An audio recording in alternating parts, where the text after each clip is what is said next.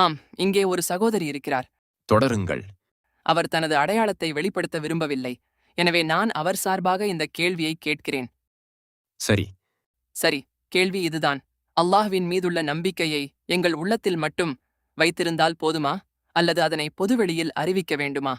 சகோதரி மிக முக்கியமான ஒரு கேள்வியை கேட்டுள்ளார். இதற்கு நான் பதிலளிக்கும் முன் நான் முஸ்லிம் அல்லாத சகோதரிகளிடம் கேட்டுக்கொள்வது என்னவென்றால், இது ஒரு நல்ல வாய்ப்பு. இதுவே இந்த துபாய் சர்வதேச அமைதி மாநாட்டின் இறுதி அமர்வாகும். உங்களுக்கு இஸ்லாம், கிறிஸ்தவம் அல்லது இந்து மதம் குறித்து ஏதேனும் கேள்வி இருந்தால் அதற்கான வாய்ப்பு இதுதான். தயவு செய்து தயங்காமல் மைக்கின் முன் வாருங்கள். நீங்கள் எந்த கேள்வியையும் கேட்கலாம். திருக்குரானை விமர்சித்து கூட நீங்கள் கேட்கலாம். நான் நிலையவன், என்னால் அதை எதிர்கொள்ள முடியும். இது ஒரு சிறந்த வாய்ப்பு. இதுவே கடைசி அமர்வு. தயவு செய்து வெட்கப்படாமல் மைக்கின் முன் வந்து உங்கள் சந்தேகங்களை தீர்த்து கொள்ளுங்கள். சகோதரி ஒரு மிக முக்கியமான கேள்வியை கேட்டிருக்கிறார்.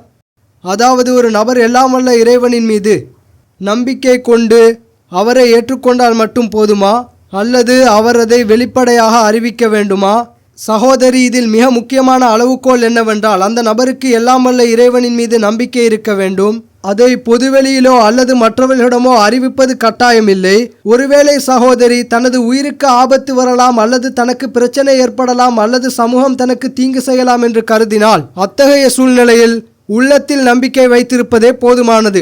ஆனால் உயிருக்கோ அல்லது அந்த நபருக்கோ எந்த ஆபத்தும் இல்லை என்றால் அதனை வெளிப்படையாக அறிவிப்பதே சிறந்தது. ஏனென்றால் அப்போதுதான் அந்த நபர் இஸ்லாமை சுதந்திரமாக பின்பற்ற முடியும்.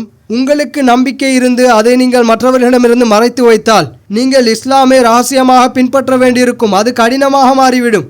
எனவே நீங்கள் உண்மையிலேயே உங்கள் உயிருக்கு அஞ்சினாலோ அல்லது யாராவது உங்களுக்கு தீங்கு செய்வார்கள் என்று பயந்தாலோ அதை அறிவிப்பது ஃபர்லு கட்டாயமில்லை.